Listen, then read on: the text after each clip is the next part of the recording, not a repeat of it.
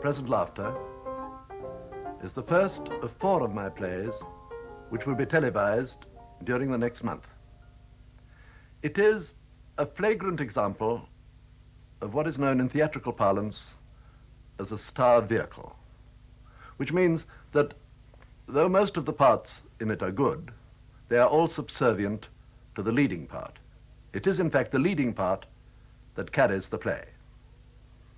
Through all the years that the living theatre has existed, there has been a great deal of nonsense talked and written about the iniquities of the star system.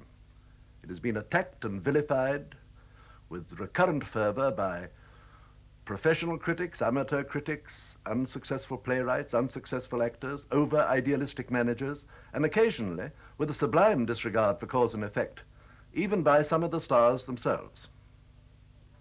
The only voices not heard in this shrill chorus of condemnation are those of the commercial managers, who, possibly to their eternal shame, are concerned with paying their rents, their staffs, their actors, their authors' royalties, their production expenses, and making a reasonable profit. Having been a hard-working playwright myself for 45 years, I must state fearlessly that on this point, I am entirely on the side of the managers. When a new play is produced in one of the smaller avant-garde theatres with a starless but efficient cast, it is almost certain to receive good press notices. But as a general rule, unless it happens to be a very remarkable play indeed, this is about all it will get. For me, good press notices are not enough. If I had ever really cared about good press notices, I would have shot myself in the early 20s. I wrote Present Laughter with the sensible object of providing myself with a bravura part. It was an enormous success. I received excellent press notices. And to my bewilderment and considerable dismay, the play also received excellent press notices. The thought of this so unnerves me that I can say no more. As usual, you, the public, must judge for yourselves.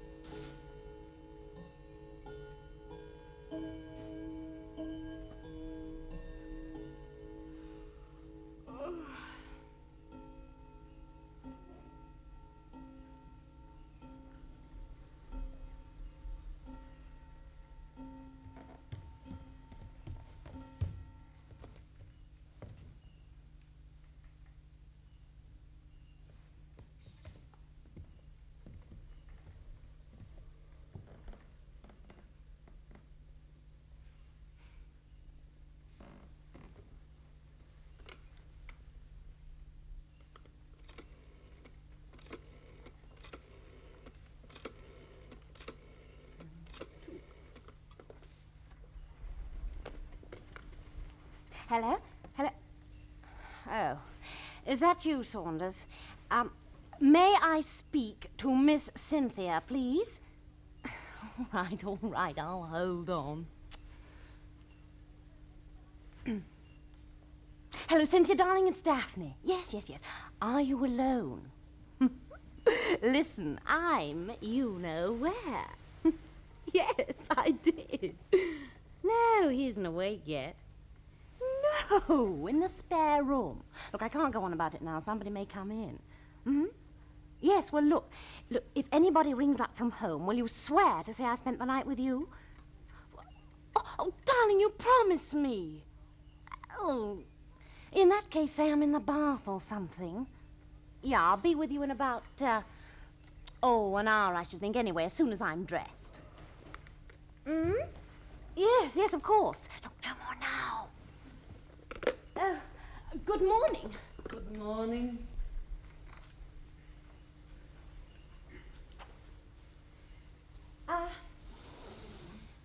What time time is Mr. Essendine going to be called? He will ring. Oh. Well, what time does he usually ring? That depends what time he went to bed. I'm afraid we were rather late last night. You see, we were at this party, and Mr. Essendine very kindly drove me home, and then I found I'd forgotten my latchkey. Well, I wouldn't be able to make any of the servants here because they sleep at the top of the house. So Mr. Essendine said I could stay the night here. So I did. Is there any chance of some coffee or some orange juice? I will see. Oh, thank you.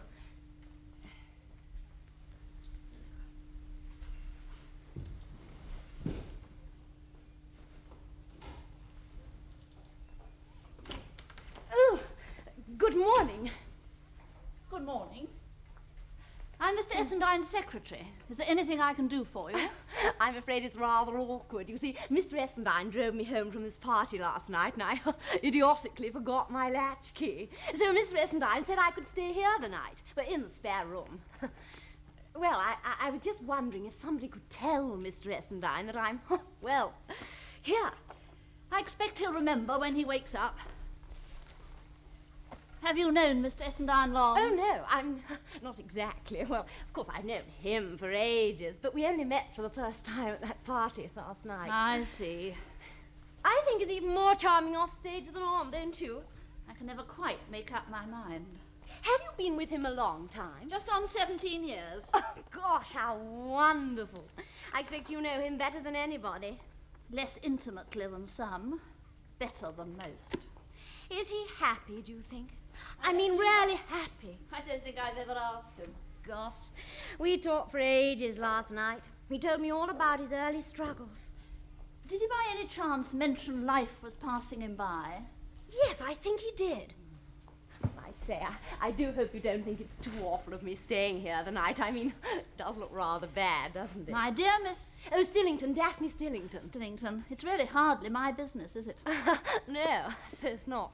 Still, I mean, I wouldn't like you to think... 17 years is a long time, Miss Stillington. I gave up that sort of thinking years ago. Have you had breakfast? Oh, yes, the lady in the smock said she'd bring me some coffee. Oh, well, I'll tell her to take it into the spare room for you. The studio gets rather active about 11, you know. People call, the telephone rings. Oh, all right.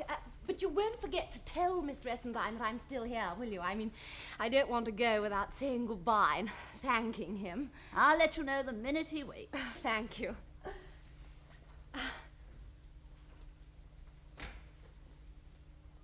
Oh, good morning, Miss Erickson. Take that in the spare room, will you?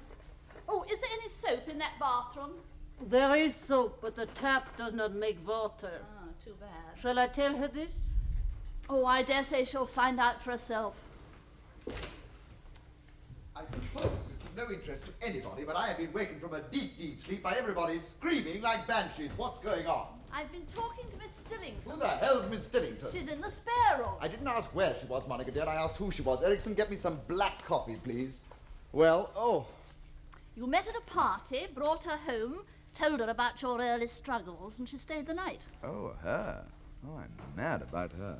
What did you say her name was? Stillington, Daphne Stillington. The faintest idea was Stillington. I knew it was Daphne. Oh, why didn't you tell her to dress quietly and go home? You know, it's agony here this morning. Everybody's banging about. She wants to say goodbye and to thank you. Whatever for? That, Garry, dear, I'm in no position to say. But Morris will be here in a minute, so just go in there, do a nice goodbye scene, and get rid of her. There's a dear. All right, let me your sordid little comb, and I will. Yeah. Good God.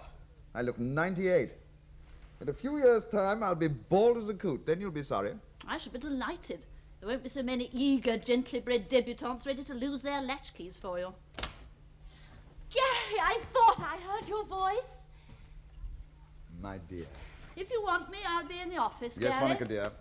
And you won't forget that at 12 Morris is coming to discuss what understudies you're taking to Africa. No, Monica, dear. And at 12:30 you've given an appointment to Mr. Roland Maule. I shall remember. I'm so glad.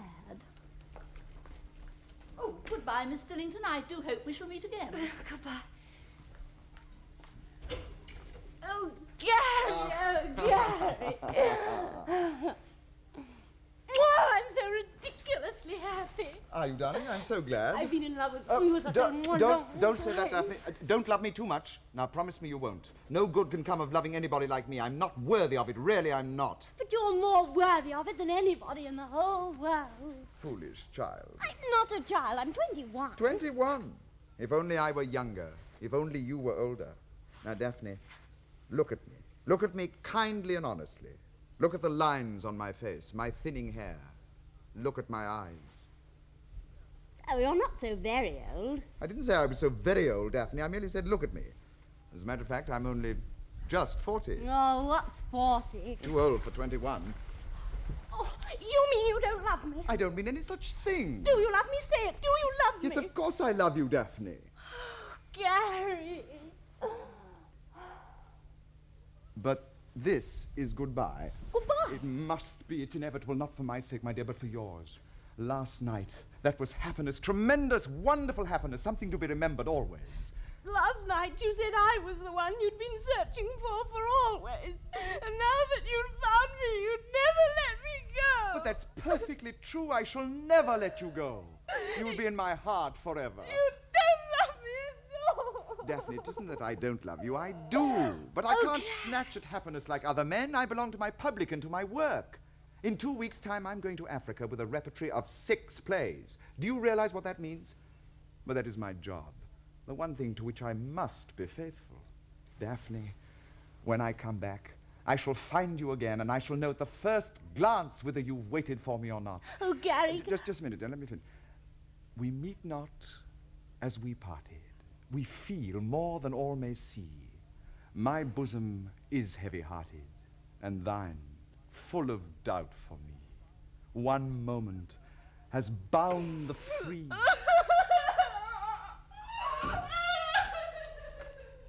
That moment has gone forever, like lightning that flashed and died, like a snowflake. Do you upon want the your river. coffee here or upstairs? Anywhere, Miss Erickson, anywhere. Put it anywhere. It is cold, I think. I would have brought it before, but there was so much weeping and wailing. Oh, damn, there's no peace anywhere. Monica! Monica! I switched it through here because we've got to go through the mail and I can't keep darting in and out of the office. Hello? Mr. Essendine's secretary? No, I'm sorry, he's very busy at the moment. Well, really, it would be better if you wrote. No, I'm sorry, quite impossible. Not at all. Goodbye. Ugh. Coffee tastes of curry powder. Never mind. I wish I had a French chef instead of a Scandinavian spiritualist. You could never get rid of Miss Erickson. She worships you. Everybody does. It's nauseating. There's hell to pay if they don't. What's that blue letter? Sylvia Laurie says she must see you before you go away. Well, she can't. I think you ought to read this one yourself. It's from that young man you forced to go to the Slade School. He's very unhappy. I didn't force him. He asked for my advice and I gave it to him. Well, he says he's hemmed in by obsolete conventions. His inspiration's withered. It's all your fault. He's a bloody fool. I knew it the first moment I clapped eyes on him. Well, in that case, it might have been wiser not to let him think he minded so passionately about his career. Stick it in Mount Pleasant. We'll have to go through Mount Pleasant before you go. It's overflowing. Now, here's a postcard I can't make head or tail of. From Brazil. I know, it says that on the stamp. I've done what you asked and it's nearly finished. I can't read the signature. It looks like Pickett. Can you remember anyone called Pickett that you sent to Brazil to finish something? Tear it up. People should write legibly or not at all. We better go upstairs. Well, only We two can finish more. the rest of the letters while I'm in the bath. One from Grace Lovett. Polite refusal? And a rather complicated letter from some Boy Scouts. Good God. Apparently you're president of their dramatic club and they're doing Laughter in Heaven and want you to send them a message. All right. Send them one. Oh, what shall I say? Monica, dear, don't tell me you've reached the ripe age of 43 and unable to send a message of hope to a handful of Boy Scouts. Hello? Oh, Henry. Yes, he's in, but he's gone to have a bath. Today? I thought you didn't go till the end of the week. Yes, of course. Is everybody in? Good morning, miss. Please come in. Well, he's not lunching till past. All right, I'll tell him. Bye. Good morning, Monica dear. Liz, I thought you weren't getting back till tonight. Well, I came over on the ferry, loaded with gifts like an Eastern potentate. Here's one for you. How lovely. It's a bottle of scent and very expensive. Thank you so much, Liz. You are a darling. Well, what's God up to? He's in the bath. Oh, well, I brought him a dressing gown. Oh, how thoughtful. He's only got 18. Well, don't be acid, Monica dear.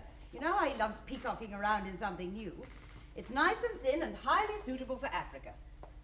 Well, Miss Erickson looked even more peculiar than ever this morning. Is her spiritualism getting worse? She got in touch with a dead friend at a séance last Sunday, and all he would say was, no, no, no, and Christmas Day. It upset her very much. Have you noticed the way she's taken to calling me Miss? I think she has an idea that when you gave up being Gary's wife, you sort of automatically reverted to maidenhood. It's a very pretty thought. Oh, I'm so sorry about the bath, Miss Stillington. It didn't matter a bit. This is Mrs. Essendine, Miss Stillington. Mrs. Essendine? How'd you do? I mean, do you mean, are you Gary's wife? Yes. I thought you were divorced. Well, we never quite got round to it. I see. Oh, but please don't look so agitated. I upped and left him years ago. Miss Stillington lost her key last night and had to sleep in the spare room. Oh, you poor dear. Do you think I could get a taxi? Yes, I'll ring for Oh, one. no, don't do that. My car's downstairs. It can take you anywhere you want to go. Oh, that's most awfully kind of you. Not at all. The chauffeur's got bright red hair and his name's Frobisher. You can't miss him.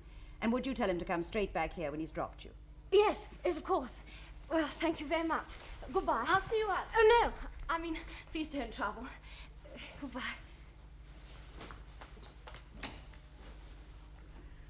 Well, has that been going on long, or is it new? Quite new. I found it wandering about in Gary's pajamas. Poor little thing. Must have been awful for her being faced with me like that. You ought to have pretended I was someone else. Well, serve her right. She should be ashamed of herself. That type's particularly idiotic. I wish they'd leave Garry alone. It makes the morning so complicated. I think it's time we all went for him again, if only out of consideration for Africa. Well, I'll have a go at him any time. Well, we should get Henry and Morris in too. Have a real rouser the night before he sails. It's generally more effective if we all do it together. But you know, Morris is awfully hysterical these days. And Henry isn't nearly so reliable since he married Joanna. Do you like her? Joanna? Yes, I think so. Well, I don't. No, I don't suppose you would. Who wouldn't what? Good morning, darling. Where's my present from Paris? It's on the table. It isn't one of those awful flat-chested glass horses, is it, to go with the other one? Oh, it's a dressing gown. Just what I wanted. Oh, darling, I'm mad about it. Thank you. Henry rang. He's going to Brussels today. He's coming in to see you before he goes. Yes, all right. Go away then, Monica. I want to talk to Garry alone before Henry and Morris get here. We'll have to hurry. Mr. Maule will be here in a minute. Who's Mr. Maule? You know perfectly well he's that young man that wrote that mad play, half in verse, and caught you on the telephone. And he was so busy being attractive and unspoiled by your great success that you promised him an appointment. Well, I can't see him. You ought to protect me from things like that. Well, you must see him. He's coming all the way from Uckfield, and it serves you right for answering the phone when I wasn't looking. Monica, dear, I've noticed a great change come over you lately. I don't know whether it's because you've given up cramming yourself with potatoes or what it is, but you're growing nastier and nastier with every day that passes. Now, please go away. Very well. I'll be in the office if you want me. Oh, yes, you'll be in the office, all right, spinning awful plots and intrigues against me, I shouldn't wonder. I will if I can think of any. Go away, go away, go away. And switch the telephone off. All right. Now, darling, what's on your mind? You, your general behaviour. Oh, I don't like that tone at all. What's the matter? Who was that poor little creature I saw here this morning in evening dress? Now, listen to me, Liz. Don't She'd you left think her at your clutch. age that all this casual scampering about is a little undignified? Scampering about, indeed. You have a genius for putting things unpleasantly. What about you? It's all very well for you to come roaring back from Paris where you've been up to God knows what and start to bully me. I am not bullying you. Oh, yes, you are. I'm merely telling you that you've reached a moment in life when a little restraint would be becoming. You're no longer the debonair, irresponsible juvenile, you know. You're an eminent man advancing with every sign of reluctance into middle age. May God forgive you, for I never shall. Yes, well, never mind about that. Listen, we all know about your irresistible fascination. We've watched it going on monotonously for 20 years. I met you exactly 8 years ago next October, and you were wearing a very silly hat. You still are. Will you be serious? Your behavior naturally affects all of us. Morris, Henry, Monica, and me. You're responsible for us. And we're responsible for you. Well, you never miss an opportunity of lecturing us when we do something you don't approve Well, of. am I right or am I not? Answer me that. Oh, you're fine when you're dealing with other people's problems. When it comes to your own, you're not so hot.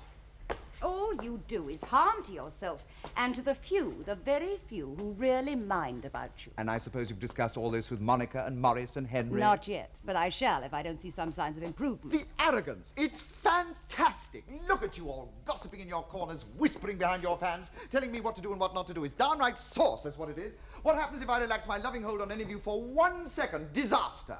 I happen to go to New York to do a 3-month season. Henry immediately gets pneumonia, goes to Biarritz to recover, meets Joanna and marries her. I happen to spend a well-deserved brief holiday in Ischia. When I come back, what do I find? You and Morris, between you, have bought the dullest Hungarian play ever written and put Phoebe Lucas into the leading part. Phoebe Lucas playing a glamorous courtesan with about as much sex appeal as a haddock. And how long did it run? 1 week. Who stopped Henry from losing all his money when he backed The Lost Cavalier? I did. Who started Morris off on his career as a producer in that play? I did. Who snatched Monica from that sinister aunt of hers and gave her a job? I did. Oh, I do wish you'd stop asking questions and answering them yourself. You're making me dizzy. And you, one of the most depressing, melancholy actresses on the English stage. Where would you be now if I hadn't forced you to give up acting and starting writing instead? Good God, I even had to marry you to do it. And a fine gesture that turned out to be. Well, who went away and left me a prey to everybody? Answer me that. I did, thank God. Well, then. Would you have liked me to have stayed? Certainly not. You'd have driven me mad. Anyway, you're utterly dependent on us now. We stopped you from being extravagant and buying houses every 5 minutes. We stopped you in the nick of time from playing Peer Gynt. I still maintain that I would have been magnificent as Peer Gynt. Above all, we stop you from overacting. You have now gone too far. I have never overacted in my life. As a matter of fact, you're doing it now. Monica! Monica! Have you or have you not ever seen me overact? Frequently. It's a conspiracy. You're all against me. Doesn't matter about me. Oh, no, no. I'm only the breadwinner. It doesn't matter if my timorous belief in myself should be subtly undermined. Your belief in yourself is about as timorous as Napoleon's. And look what happened to him. He died all alone in exile on a beastly little island. I expect that's why I'm being forced to go to Africa. You're longing to go and you know it. But, oh, darling, do behave yourself when you're there and don't go having affairs with everybody and showing off and letting down the whole thing. I shall live like a monk. I shall spend all my time in a sad, dilapidated hotel. And if I die of melancholia, perhaps you'll be satisfied. Now then, about Morris. What about Morris? Well, apparently he's fallen in love with Joanna. Joanna? Morris and Joanna? He must be raving mad. Does Henry know about this? I don't know, I don't think so. I mean, he wouldn't, would he, unless it was shoved under his nose? Morris, he couldn't be such a fool, could he? How far's it gone, do you know? I don't know, but you must find out from Morris. Now, if it's true, you must read him the riot act. I mean, get him away from Joanna, take him to Africa, anywhere. There's that beastly playwright from Uckfield, and here I am, trembling like a leaf. I can't face him, I can't. You'll have to if you promise. My life is one long torment, and nobody remotely cares. It may not be the young man at all. It may be Morris. Go to hell with Morris, to hell with Oh, everybody. for goodness sake, don't be so idiotic. If there's any truth at all in this Joanna business, it's going to land us all in the most sordid complications and probably wreck everything. Now, you must find out from Morris. I'll be in till 1:15, so telephone me as soon as he's gone. He won't go. I'm lunching with him. I can hardly give you a detailed report of his love life on the telephone with him in the same room. Well, then dial my number by mistake and say, I'm so sorry, it's the wrong number. And then I'll know. What will you know? Well, that everything's all right. But if you say I'm so terribly sorry it's a wrong number, then I'll know that everything's all wrong and I'll be round in a flash to back you up. Intrigue. My whole life is enmeshed in intrigue. Miss Erickson! Monica! Where is everybody? Miss Erickson, the front doorbell has been pealing incessantly for 20 minutes. Alas, yes, but there is a woman at the back door with a tiny baby. What does she want? I do not know. Monica! Monica, there is a woman at the back door with a tiny baby. Kindly deal with her. What does she want? That, Monica dear, can only be ascertained by bloody well asking her. Mr. Maule. Ah. How do you do? How do you do? I must introduce you to my wife. She just popped in for a little chat, and she's just about to pop out again. How do you do? How'd you do? I know you have an appointment with my husband, so I'll say goodbye. Don't forget, Garry, I'll be sitting by the telephone. Yes, all right. Mr. Maule, won't you sit down? Thank you. Cigarette? No, thank you. Oh, don't you smoke? No. Drink then. No, thank you. Oh. Thank you. How old are you? 25, why? Oh, no reason at all. I just wondered. How old are you? I'm 39 in December. Jupiter, you know, very energetic. Yes, of course. So you've come all the way from Uckfield. Oh, it isn't far, really. It's quite near Lewis. Oh, well, then there's nothing to worry about then, is there? It's all a mistake. She wanted her sister. Oh, we haven't got her, have we? She lives 2 doors down in the Mews. Monica, you must meet Mr. Maule. Mr. Maule, this is my secretary, Miss Reed. How do you do? I have your script in the office if you'd like to take it away with you. Thank you very much. Yes, I'll put it in an envelope. Now, Mr. Maule, let's talk about your play. Oh, I expect you hated it. Well, to be candid, I found it a little uneven. I thought you'd say that. Oh, I'm glad I'm running so true to form. I mean, it isn't the sort of stuff you would like, is it? Then why on earth did you send it to me? I just took a chance. I mean, I know you only play rather trashy stuff as a rule. I thought you just might like to have a shot at something deeper. It isn't very good, you know. Really, it isn't. I think it's very good indeed. That's becoming increasingly obvious. But you see, I base my opinion on a lifelong experience of the theatre. The commercial theatre. Oh dear, oh dear, Every oh dear. play you appear in is exactly the same. Superficial, frivolous, and without the slightest intellectual significance. If you want to live in people's memories, if you want to go down in posterity as an important man, you better do something quickly. There's not a moment to be lost. I don't give a hoot about posterity. Why should I care what people think of me when I'm dead anyway? My worst defect is I happen to worry too much what people think of me when I'm alive. But I'm not going to do that anymore. I'm changing my methods. And you're my first experiment. If you want to be a playwright, the best thing you can do is go and get yourself a job as a butler in a repertory company, if they'll have you. Learn from the ground up how plays are constructed, what is actable and what isn't. And then sit down and write at least 20 plays, one after another. And if you get the 21st produced for a Sunday night performance, you'll be damned lucky. I'd no idea you were like this. You're wonderful. Oh, my God. I'm awfully sorry if I seemed impertinent, but I'm awfully glad, too, because if I hadn't have been, you wouldn't have lost your temper, and I wouldn't have known what sort of a person you were really like. You don't in the least know what I'm really like. Oh, yes, I do. You see, I've been studying psychology a great deal, because I felt somehow that I wasn't at peace with myself. I'm not entirely surprised. And then I saw you in your last play 47 times, and gradually, bit by bit, I began to realize that you signified something to me. What sort of something? I'm not quite sure. Not yet. That not yet is about the most sinister remark I've ever heard. Now, don't laugh at me, please. I'm always sick if anyone laughs at me. But I feel much better now, because having met you, I feel I shall be able to sublimate you all right. I'm absolutely delighted to hear it. Now, Mr. Maule, you really must go away, because I have a very important engagement with my manager and my producer. Shall I get your script? No, tear it up. You were quite right about it. It was only written with part of myself. I see that now. Goodbye. Goodbye, Mr. Maule. Monica! Monica! If ever that young man rings up again, he must be thrown away at all costs. He's as mad as a hatter. Why, what did he do? He started by insulting me and finished up by sublimating me. Well, that's Morris. I'll let him.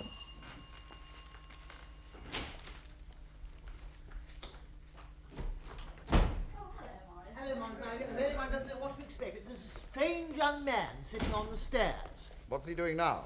Crying. What have you been up to, Garry? I've been up to anything. I merely told him what I thought of his play. Oh, well, I'm glad to see you haven't lost your touch. Would you like a sherry, Henry? Is it the sherry you usually have? Yes. Why, what's the matter with it? Nothing. It's just not very nice, that's all. You should never have joined the Athenaeum. It's made you pompous. I don't see how. I never have the courage to go in there. Now, don't tease him, Henry. He's had a very trying morning. Never mind, Garry. I've got some lovely bad news for you. What? Nora Fenwick can't come to Africa. She fell down at Victoria Station and broke her leg. Well, really? Now I have to spend the entire voyage rehearsing a new woman in 6 different character parts. Have you any bright suggestions? Well, we could get Beryl Willard. She's extremely competent. I agree. Beryl Willard is extremely competent. Beryl Willard has been extremely competent for well-nigh 40 years. In addition to her extreme competence, she has contrived with uncanny skill to sustain a spotless reputation for being the most paralyzing, epoch-making, monumental, world-shattering, god-awful bore that ever drew breath. And may I state loudly and clearly that no power, human or divine, would induce me to go to Africa with Beryl Willard. I wouldn't go as far as Wimbledon with Beryl Willard. Oh, well, if you're going to start one of your casting arguments, I'm going. I have to catch a plane for Brussels. Well, goodbye, Garry. Do try and be a little more amiable when I get back. Bye, Monica. Bye. Goodbye, Morris. Oh, you might call up Joanna while I'm away. She's all alone. Oh, I have. I'm taking her to the opening of the Haymarket tomorrow night. Oh, fine. Goodbye. Bye-bye. Do you want me anymore? Never again. What's that? Lovely scent. Liz gave it to me. Nuit d'amour. Most unsuitable. Would you like a drink? Oh, thank you. So, you're taking Joanna to the Haymarket tomorrow night, are you? Yes. Do you like her? Of course I do. She's a darling. Well, I wouldn't call her a darling exactly, but then I don't see very much of her. I gather you do. What are you getting at? People are talking, Morris. At me and Joanna. Rubbish. Are you in love with her? Of course I'm not. Are you preparing to be? I can usually tell when you're about to embark on one of your emotional rampages. Well, I like that, I must say. What about you? Never mind about me for the moment. And nobody could accuse me of being emotional anywhere. Do you swear to me that you are not having an affair with Joanna? I'm damned if I'll be cross-questioned like this. Are you or aren't you? Mind your own business. My God, if this isn't my business, I don't know what is. If you're fooling around with Joanna on the side and Henry finds I out... refuse to go on with this conversation. It's true, isn't it? Leave me alone. Sit down. My God, this is serious. We've never lied about anything really vital to any of us, have we? No. It'd be rather foolish after all this time to start now, wouldn't it? Nobody has, as far as I can see. You, Liz, Monica, Henry, and I share something of inestimable value to all of us. That something is based on mutual respect and trust. God knows it's been hard won. But here we are, 5 people closely woven together by hard work, affection, and intimate knowledge of each other. It's too important to set up to risk breaking for any outside emotional reason whatever. Joanna's alien to us. She doesn't belong and never could. She's 100% female, excessively attractive, and ruthlessly implacable in the pursuit of what she wants. She's a scalp hunter, that baby, if ever I saw one. And all I implore you, Morris, is be careful. Be careful. Is that clear? Quite. Now, could we have some luncheon? Good heavens, it's past 1. I forgot to phone for a table. Well, there's no need. We can always go upstairs. Oh, no, upstairs smells of potted shrimps. Won't take a second.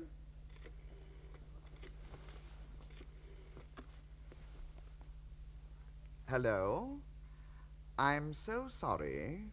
It's a wrong number. I'll see you again.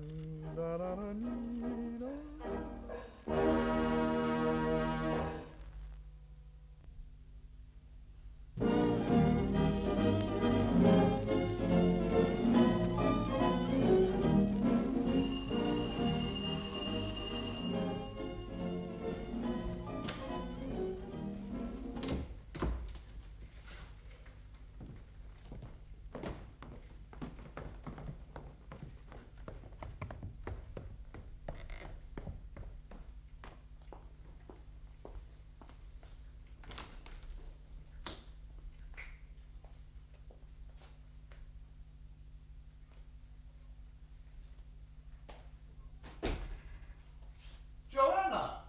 I can't tell you how relieved I am to find you in. Did I get you out of bed? Practically, my housekeeper's gone off to a seance in Hammersmith. Gary, I've done the most idiotic thing. Why, what's happened? I've lost my latchkey. Oh, Joanna.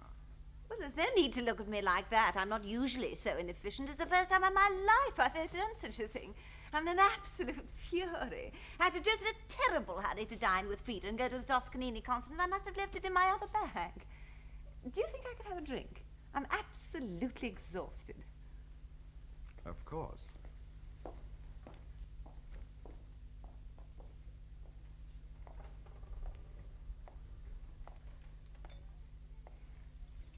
You're looking very whimsical. Don't you believe me? Of course I believe you, Joanna. Why on earth shouldn't I? Well, I don't know. You always look at me as if you didn't trust me an inch. Such a shame, because I'm so nice, really. I'm sure you are, Joanna. I know that voice, Gary. You've used it in every play you've ever been in. Complete naturalness on the stage is my strong suit. You've never really liked me, have you? No, not particularly. I wonder why. I've always found you a little tiresome. You're lovely looking, of course. I've always thought that, Thank you. if perhaps a little too aware of it.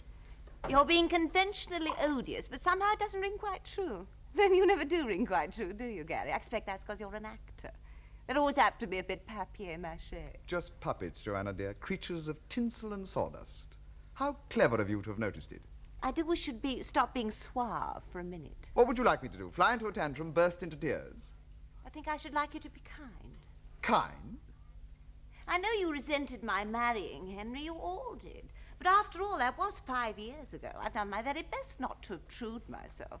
My reward has been rather meagre, from you in particular. Nothing but artificial politeness and slightly frigid tolerance. Poor, poor Joanna. I can see that my appeal has fallen on stony ground. I should like you to call me a taxi. There's nothing you'd like less. You came here for a purpose, didn't you? Oh, yes, I told you. I lost my latchkey, and I knew you had a spare room. Well? Well, I wanted to get to know you a little better. I see. No, you don't, Garry. You don't see at all. Of course, I can't really blame you. I mean, in your position as one of the world's most famous romantic actors, it's only natural that you should assume that every woman in the world is anxious to hurl herself at your head. What's the number of that taxi rank? I'll ring it myself. Sloane, 2664.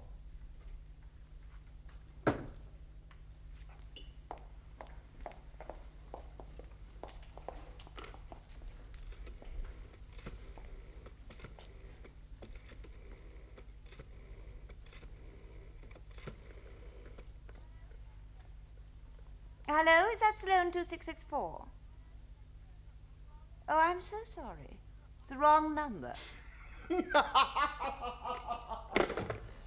What are you laughing at? You, Joanna. You know, you make me feel most extraordinarily self-conscious. Of course, that's one of your most renowned gifts, isn't it? Frightening people. Oh, now, you're not going to pretend that I frighten you. Have another drink. Well, perhaps I will, a very small one. Because you have a reputation for being rather ruthless. Amorously or socially? Both. That's a very pretty dress. I wore it for Toscanini. He frightens people, too, you know, when they play wrong notes. You know, you look strangely young now and then. It'd be nice to know what you're really like under all the trappings. Trappings? Yes, you glitter so brightly. You're so gaily caparisoned, all those little bells tinkling. I sound like a circus horse. And you are rather like a circus horse, as a matter of fact. Joanna, you must make up your mind. This provocative skirmishing is getting me down. What do you want? I want you to pay me the honor of stopping your eternal performance for a little. Shouldn't I be very vulnerable, dear Delilah, shorn of my nice silky hair? Why are you so frightened of being vulnerable? I was right about you from the start. Were you? You're as predatory as hell. Garry. You got poor Henry when he was convalescent. You made a dead set at Morris, and now, by God, you're after me. Now, don't deny it. I can see it in your eyes. You suddenly appear in the middle of the night, reeking with the lust of conquest. The whole atmosphere is quivering with it. You want to know what I'm really like, do you, under all the glittering veneer? Well, this is it. This is what I'm really like, fundamentally honest. I know you, Joanna. I know what you're after. I can see through every trick. Go away and leave me alone. Curtain! Oh, damn, there isn't any soda water. Then take it neat, darling. How dare you call me darling? Because I think you are a darling.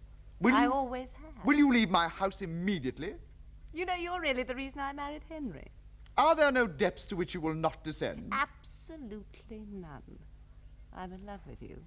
I've been in love with you for 7 years, and it's high time that something was done about it. This is dreadful. Dreadful. Oh, stop whirling about. Sit down. There. That's better. Now, I want you to promise me to answer one question absolutely truthfully. Well, what is it? Will you promise? Yes, all right, go on. If you had never seen me in your life before, if we'd met for the first time tonight, if I were in no way even remotely connected with anybody you knew, would you have made love to me? Would you have wanted me? Yes. Well then. Please, may I get up now? Yes.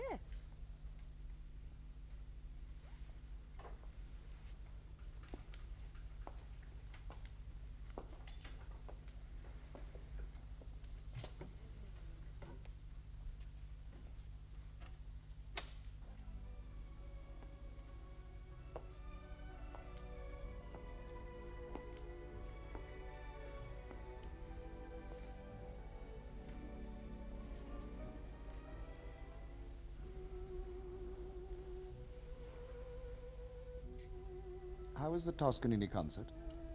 Glorious. He played the 8th and the 7th. Personally, I prefer the 5th. I like the 9th, first of all. There's nothing like the dear old ninth. I love the Queen's Hall, don't you? So uncompromising. I love the Albert Hall much, much more. I wonder why. I always find it depressing. Not when they do Hiawatha, surely. Even then. I won't hear one word against the Albert Hall.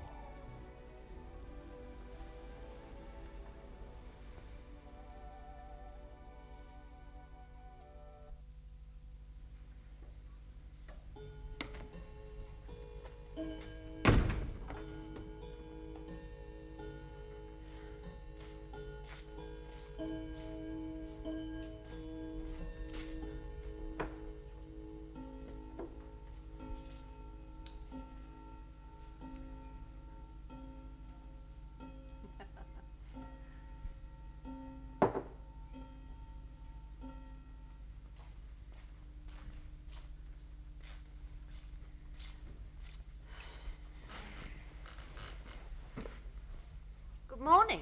Good morning. Is Mr. Essendine awake yet? He has not rung. I wonder if you'd be kind enough to tell him that I am awake. Alas, no, he would be crazy with anger. Would he indeed? Well, I should be crazy with anger myself unless I get some breakfast. I've been ringing that bell in there for hours. It does not work. It is the mice. They eat right through the wires. They are very destructive. I should like some China tea, some thin toast without butter, and a soft-boiled egg. We have no tea and no eggs either, but they will make the toast with pleasure. Is there some coffee? Yes, we have coffee. Well, would you please bring me some as quickly as possible?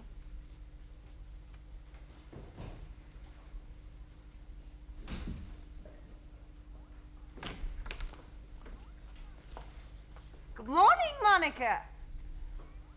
Joanna, Thank heavens you've arrived. You know, that housekeeper's really most inefficient. did you stay the night here? Yes. Wasn't it sweet of Garry to let me? I did the most idiotic thing. I lost my latchkey. You lost your latchkey? I was in absolute despair, and then I suddenly thought of Garry. You suddenly thought of Garry? Why do you keep on repeating everything I say?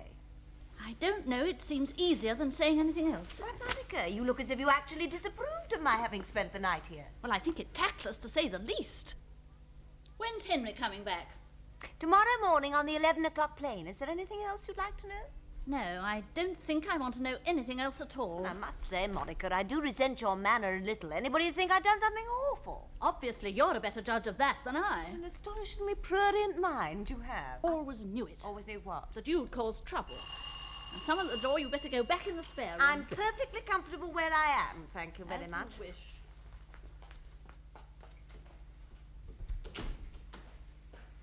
Good morning, Monica. Morning, Liz. Joanna's here. She stayed the night. Good morning, Joanna. This is a surprise. If you want me, Liz, I'll be in the office. I do want you, Monica, so don't budge. Well, good morning, Miss Erickson. I think it would be more comfortable for Mrs. Lippiat to have her coffee in the spare room. I should prefer to have it in here, thank you very much. I like to know what's going on. So, you are Mrs. Lippiat? Mr. Essendine hasn't been called yet, I suppose. No, he has not rung yet. Disgraceful staying in bed so late on a lovely morning like this. So unhealthy. We're getting fat and flabby before long. I only wish he would. What'd she put in this coffee? Apart from the coffee, I mean. Weed killer, if she had any sense. Really, Monica, I must say I do resent your manner a little. One always hears the secretaries of famous men become frustrated and dragon-like. The only thing that's frustrating me at the moment is a wholesome fear of the gallows. I think perhaps after all you'd better go into the office, Monica, dear. The situation is becoming somewhat tense. For no reason that I can see, unless you both have the most unpleasant minds. All right, Liz. I'll be with you in a minute. I think, Joanna, it would be better if neither Henry nor Morris knew that you spent the night here. Oh, good heavens, why not? Henry wouldn't mind in the least. I wouldn't be too sure of that if I were you. Anyway, Morris would. Morris? What's Morris got to do with it? I dined with him last night. He was very upset and became rather hysterical, and he told me everything. Oh, so he told you everything, did he? Well, it's not surprising that he should, you know. We're very old friends, all of us. Yes, all of you. A charming constellation of gossipy little planets all circling around the great glorious sun. I'll tell you one thing, Joanna. The great glorious sun is not going to get tangled up in this if I can help it. And I can. I should be most interested to know how. I don't think Garry would be very pleased to know that you'd been Morris's mistress as well as Henry's wife. I don't think Morris would like to know that you'd been Garry's mistress, which I suspect you have. And I don't think Henry would like to know anything about any of it. You mean you'd be low enough to tell Garry? Yes, and Morris and Henry. You do that? Certainly, unless... Unless what? Unless you promise me one thing. That you won't see Garry again before he goes to Africa. Well, I don't see how I can avoid it. You can be ill. You can go to Paris, anywhere. I've no intention of doing any such things. Very well. Miss Erickson. Oh, Miss Erickson, go and call Mr. Essendine immediately. He will be crazy Do with anger. as I say. Oh, you better answer the front door first. That'll be Morris. He told me last night he was seeing Garry at 11. It's really most convenient I should be able to tell both of them at the same time. I can't face him, Liz. It's too unpleasant. I'll do what you say. You swear it? You swear not to see Garry again before he goes? Yes, yes, I swear. Well, then quickly, get into the spare room and don't come out until I tell you. All right.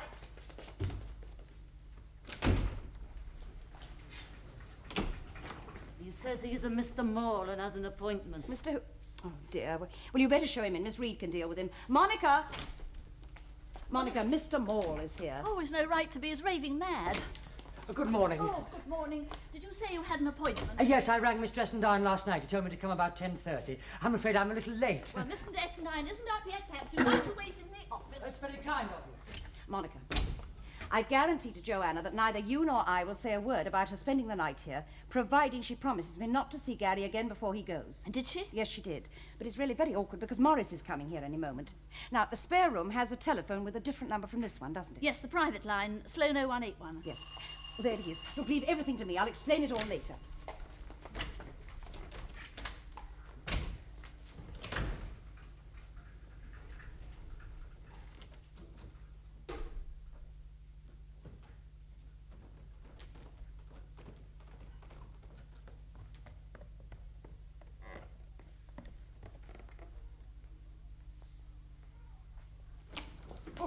Garry, where are you going? Out. Out where? Out! I'm allowed out, aren't I? I did not even know you were up. The gentleman is in the office and the lady is in the spare room, should you want either of them. Lady? Really, Garry, you're impossible. Who is it? I should be very much obliged if everybody would mind their own goddamn Now, business. for heaven's sake, get rid of her. I've got to talk to you. I'm in a bad way. Now, look here, Morris. Well, if you won't, I will. Morris! Morris! I forbid you to go into that room! Morris! Will you please come out of there as soon as you can? I'm coming. I was just powdering my nose. Liz, it's you. Well, of course. Who did you think it was? What on earth are you making such a fuss about, Garry? I make a fuss. Why are you so completely dressed all of a sudden? You were fast asleep a moment ago. Oh, no, I wasn't, and I most gravely doubt if I shall ever be able to sleep again. Perhaps your conscience is troubling you. No, for heaven's sake, stop bickering, you two. I'm in the most awful state. What about? Liz knows I told her last night. Pull yourself together, Morris, and try not to be I silly. haven't slept for 3 nights, Garry, ever since you talked to me the other morning. Why not? It's bad enough getting one of my awful obsessions. You know what I'm like when I get an obsession. You've helped me through enough of them. But this time I've made an utter fool of myself and lied to you into the bargain. Lied to me? You mean... Joanna and I love each other, Garry. Oh. It's been going on for several months, but we made a pact that we'd lie about it to everybody in order not to make an awful mess and upset everything. But I'm not used to lying to you. So yesterday I told Joanna I just had to tell you. She was furious. I've been trying to find her ever since she's disappeared. Apparently she hasn't been home all night, and I'm terrified that something has happened to her. Perhaps it has. You don't like her, Liz. You never did. I'm not sure that I do, really, but I love her. It's really very fragrant, isn't it, Garry? Now, for goodness sake, get up and stop fussing. Joanna spent the night with me. With you? Yes, on the sofa. She lost her latchkey. She's there now. I told her if I saw you, I'd tell you to ring her up. Well, I must get round. It's no good doing that. She may have gone out. I'll get the number for you.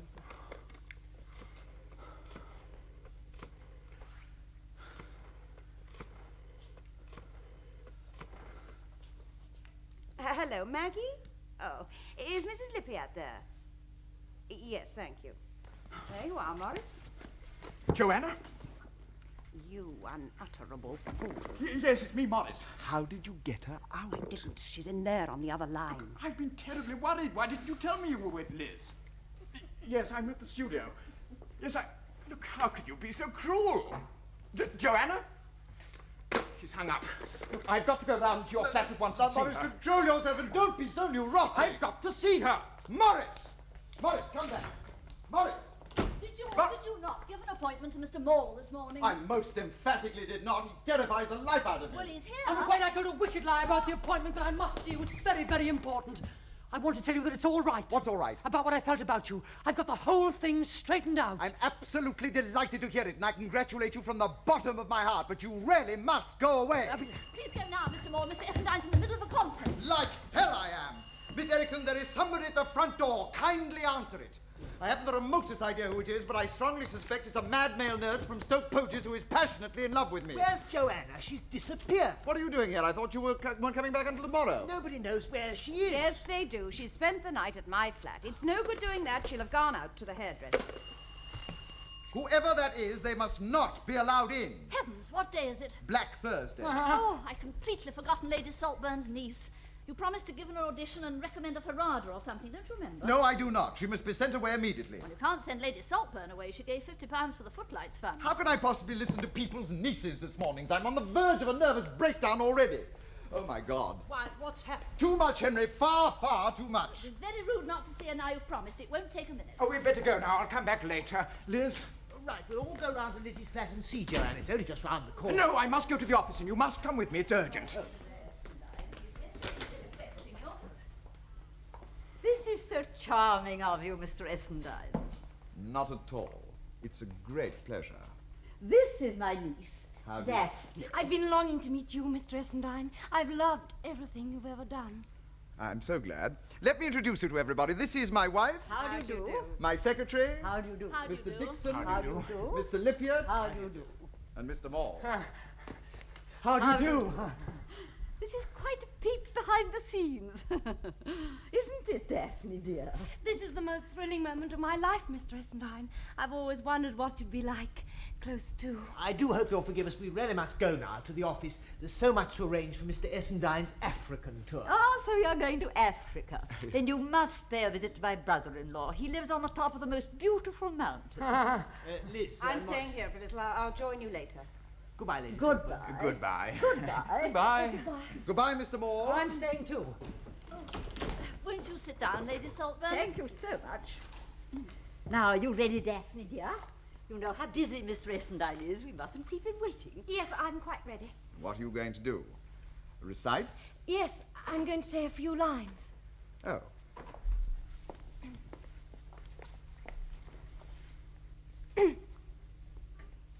We meet not as we parted. We feel more than all may see. My bosom is heavy-hearted, and thine full of doubt for me. One moment has bound the free. That moment. That moment has gone forever. Like lightning that... It's like a ice box, and I refuse to stay in there for 1 second longer. Will somebody please call me a taxi? Take my car. It's downstairs. The chauffeur's got red hair, and his name's Frobisher. Thank you so much. As for you, Garry, I shan't be seeing you again because I'm going to Paris in the morning. And when you go to Africa, I do hope you'll be wise enough to take all your staunch, loyal satellites with you. It's too dangerous for a little tinsel star to go twinkling off alone and unprotected. Please don't imagine that I haven't enjoyed the circus enormously. I have. But in the circuses I've been used to, it was the ringmaster who cracked the whip, not the clowns. Goodbye. Miss Stillborn! Miss Stillborn!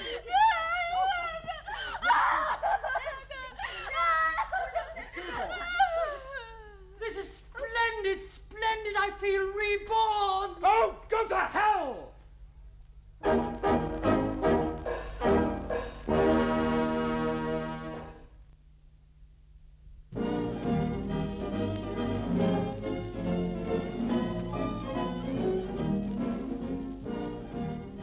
Is everything packed? All except the last-minute stuff. We can pop that in the morning. You are coming to see me off in the morning, aren't you? Of course, first thing. Why? Well, I might never see you again. I see no reason why you shouldn't. Well, I might die of some awful tropical disease or be bitten by a snake. I doubt if there are many snakes in the larger cities. I can just see myself under a mosquito net, struggling for breath. Who with? Monica, don't be mean to me. I'm feeling very depressed. Well, I think it's time I went home. Is Liz coming to the station in the morning? You know perfectly well she isn't. I haven't seen her for over a week. Every time I telephone her, she speaks to me kindly and remotely as if I were an idiot child. Do you want me to have a go at her? No. If she wants to behave like an outraged mother superior with chilblains, let her get on with it. Well, you did go a little too far. By the way, you better be careful if you answer the phone. Roland Maule's been calling all week. I'd even welcome him tonight. At least he'd be interesting psychologically. Good night, dear. See you in the morning. Oh, Monica, I do envy you. You go through life. You're so efficient and unruffled. You go churning through life like some frightening old warship. Thank you, dear. Sounds most attractive. Good night, dear.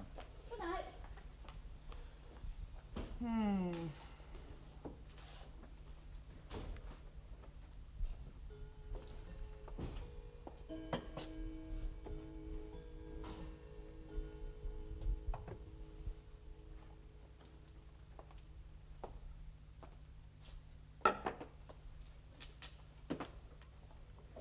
I am going away now, Mr. Essendine. Have you everything you want? Frankly, no, Miss Erickson. I have nothing that I want. Oh, what a pity. Well, have you? Have any of us got what we want? Oh, Mr. Essendine, you are only acting. For a moment you made me quite upset. You lead a very interesting life, Miss Erickson. Do you enjoy it? Yes, indeed. Tell me about it, from A to about K. Where are you going now, for instance? I am going to my friend in Hammersmith. She is a Russian. Is she a spy? Oh, yes, I think so, but she's very kind. I understand she's also a medium. Oh, dear, yes. Sometimes she makes a trance, and it is very surprising. She will lie on the ground for many hours, making noises. What kind of noises? They are different. Sometimes she will sing high, high up like a bird. And at other times she will make a little bark. Often she is very ill. I'm not surprised. Well, I must be pushing off now. Push away, Miss Erickson, push away. It's been most interesting. Not at all. Good night. Good night, dear.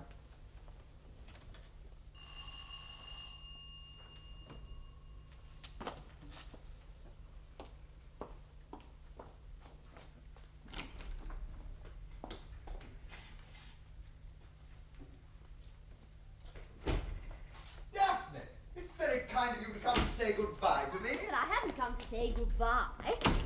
What do you mean? I'm coming with you. I bought my ticket this afternoon. You what? I've run away. I've left a note for my aunt, though. You see, I know something now. I've known it all the week, really, ever since that awful morning when I fainted.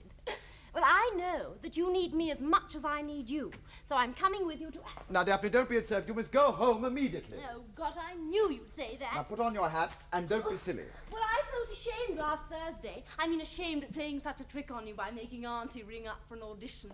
But when I was here, I was glad. You see, I suddenly realized the truth. What truth? How desperately lonely you really were. In spite of all those people all around you, in spite of your great success.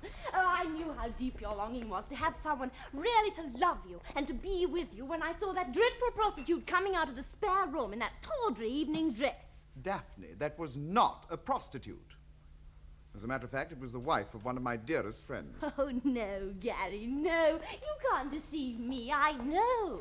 Oh, my dearest. I won't make any demands on you whatever. I mean, I don't want you to marry me or anything like that. I'm just coming with you, that's all. I'll just be there when you want me, when you're tired and lonely, and want someone to put their arms around you. And I won't even see you on the boat if you don't want me to. I'm not a very good sailor anyhow. There's somebody at the front door. Well, who is it? Well, how should I know? You better get into the spare room. Oh, no, Garry, no, not the spare room. All right, the office then. Well, whoever it is, will you promise Yes, to hurry, get rid take of them your as bag. soon as possible, Yes, Garry? all right. Will you promise Don't forget your me? hat. My hat.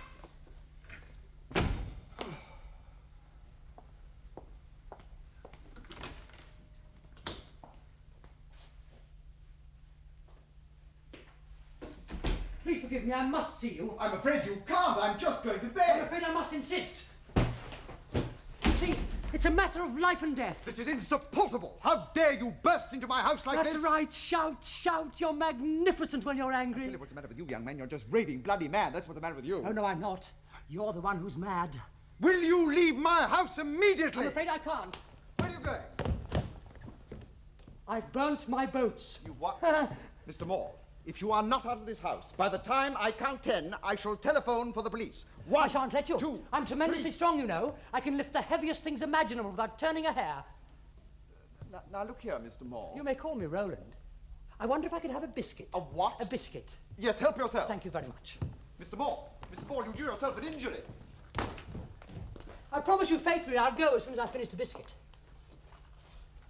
I've been acting mad with you because it amuses me to see you put on a surprised face. I'm absolutely devoted to your face in every move. You wouldn't like to act getting the hell out of here, would you? That's wonderful. Now listen, Mr. Maule, what exactly do you want? To be with you. That's why I'm coming to Africa. That's why you're what? I bought a ticket today. It's steerage, but it's better than nothing. I've given up my studies and left Uckfield for good. That's why I'm rather excitable tonight. You needn't be frightened that I shall get in your way or make any demands on you. There is somebody at the front door. Now, please, be a good boy and go home. Now, you promised me you would when you finish your biscuit. Oh, please don't send me away. Please let me stay with you. I can protect you from a whole lot of things you don't know anything about. What sort of things? Yourself. All your dangerous vibrations. You're surrounded by pitfalls. Every step you take is fraught with peril. But your head is in the stars and you can't see. Be that as it may, Roland. Now, if you really care so deeply about me, you will do what I ask and get the hell back to Uckfield. I shall never go back to Uckfield. Well, The last train's gone now anyway. Well, the YMCA... I shan't allow you to turn me away. You'll regret it your whole life long if you do. Mr. Maule, where are you going? Mr. Maule! Mr. Maule! Mr. Maule, come out of that room! Mr. Maule! Mr. Maule! Roland! Roland! Come out of there at once! Oh, go to hell.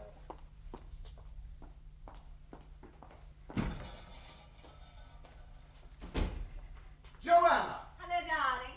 What is the meaning of this? Don't you know? Yes, I do. Don't tell me. You're coming to Africa with me. You bought your ticket this afternoon. You're not going to make any demands on me. And you're not a very good sailor. I'm a perfect sailor. What are you doing? Telephoning Henry. It's no use doing that. He's not in. Hello. I'm so terribly sorry. It's a wrong number.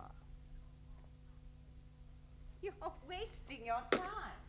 It doesn't matter now. What are you doing in London? I thought you'd gone to Paris for a month. Oh, no, you didn't, darling. You knew I wouldn't do that. Oh, I must admit that for the first few days I tried to get you out of my mind. I railed against you, said the most dreadful things. Then I suddenly remembered. Remembered what? What you said to me. You said, it doesn't matter what comes after this, what circumstances combine against us, what tears are shed. This is magic, the loveliest magic I've ever known. That is out of the second act of Love is So Simple. Exactly. But the fact of your saying it, it proves that you're no more emotionally sincere than I am. That you no longer need or desire the pangs of love, but are happy to settle for the fun of love. Well, it's a very adult point of view, and I salute it. I couldn't agree with you more. That to date is the most immoral statement I have ever heard. You're quite right when you say I'm coming with you to Africa. I am. I've got the bridal suite. I've written a note to Henry telling him all about it. He's dining with Morris at the Athenaeum, and they can read it together. Who's that? With any luck, it's the Vice Squad. Liz, what a surprise! Hello, Joanna. Hello, Liz. How nice you look. Oh, thank you so much. I do my best. I think it's only fair to tell you, Liz, that I'm sailing with Garry tomorrow. Oh, what fun. So am I. What? Yes, I decided this afternoon. Well, it's certainly a red letter day for the Union Castle line. If I may say so, Liz, I think that's rather silly of you. Oh, I really don't see why. It'll be charming. We can all eat at the same table and do our lifeboat drill together. Joanna's written a little note to Morris and Henry explaining everything. Oh, good. That probably means they'll be coming too. And I'd like to take this opportunity of wishing I were dead. Oh, nonsense, darling. You're going to enjoy that voyage enormously. There won't be a dull moment. Ah, there they are. Bang on cue.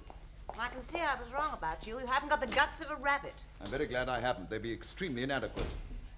Oh. Is it true? That's all I want to know. Is it true? False friend. Really, Morris, you're not in the Athenaeum now. It's no good trying to be flippant. This is a miserable, disgusting situation, and you know it. A stab in the back. That's what it is, a low-down stab in the back. Not too low down, I hope. I've had a note from Joanna.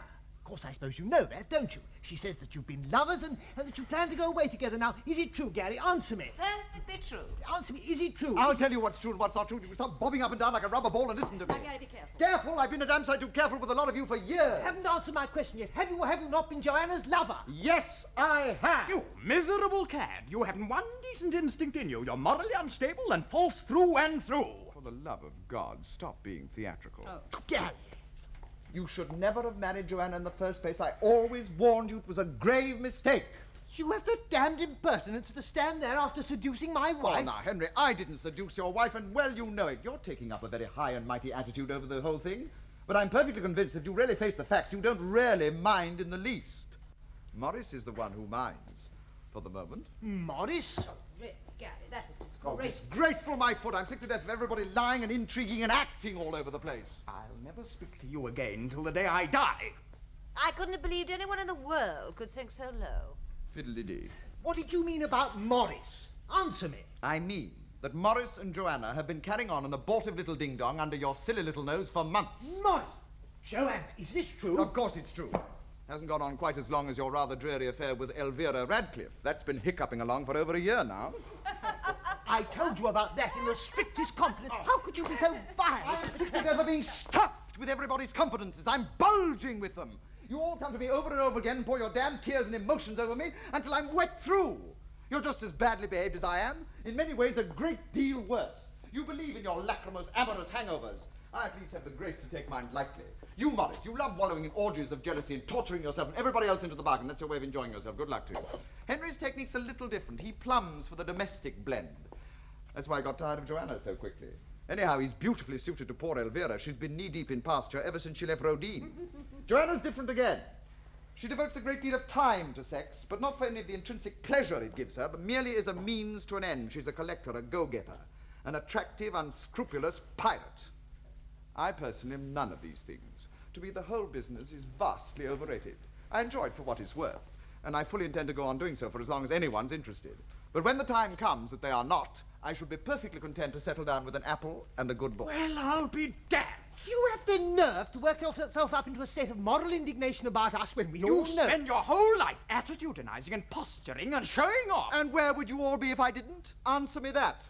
I'm an actor, aren't I? Surely I may be allowed a little license. As far as I'm concerned, it's expired. And please spare us that threadbare old argument about none of us being able to live or breathe if it wasn't for your glorious talent.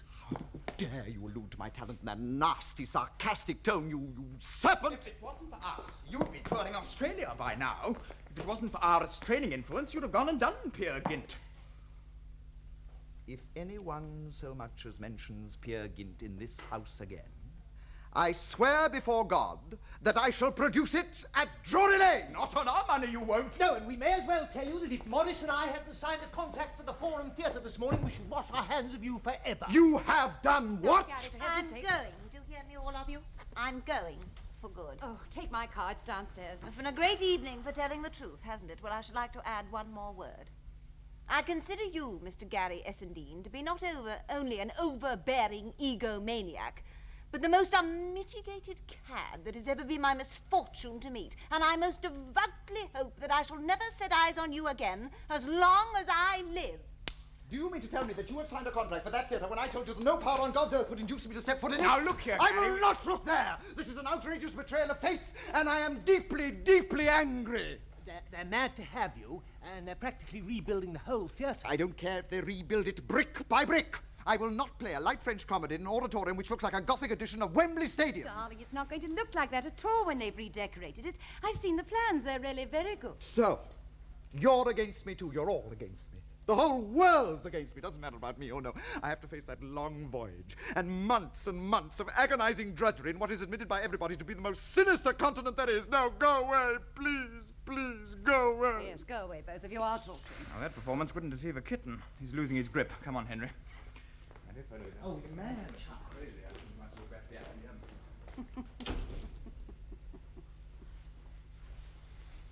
Well. Now, darling, you're not really coming to Africa with me, are you? Certainly I am. And not only to Africa. I'm coming back to you for good.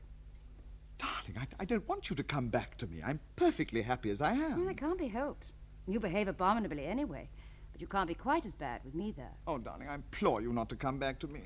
I'd be bored stiff. Have you no heart? Have you no sympathy? Well, I'm thinking of the good of the firm.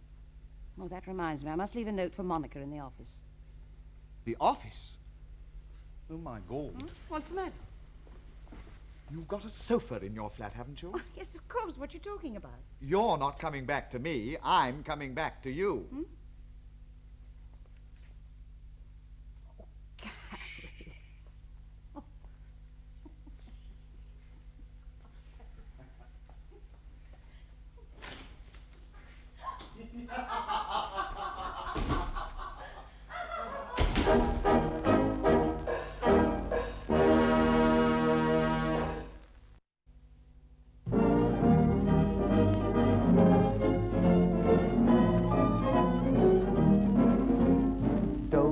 Your daughter on the stage, Mrs. Worthington. Don't put your daughter on the stage.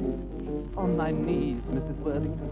Please, Mrs. Worthington, don't put your daughter on the stage. Don't put your daughter on the stage, Mrs. Worthington. Don't put your daughter on the stage. Though they said at the School of Acting she was lovely as Peer Gynt, I'm afraid on the whole an ingenue role would emphasize her squint. She's a big girl, and though her teeth are fairly good, she's not the type I ever would be eager to engage. No more buts, Mrs. Worthington. Nuts, Mrs. Worthington. Don't put your daughter on the stage.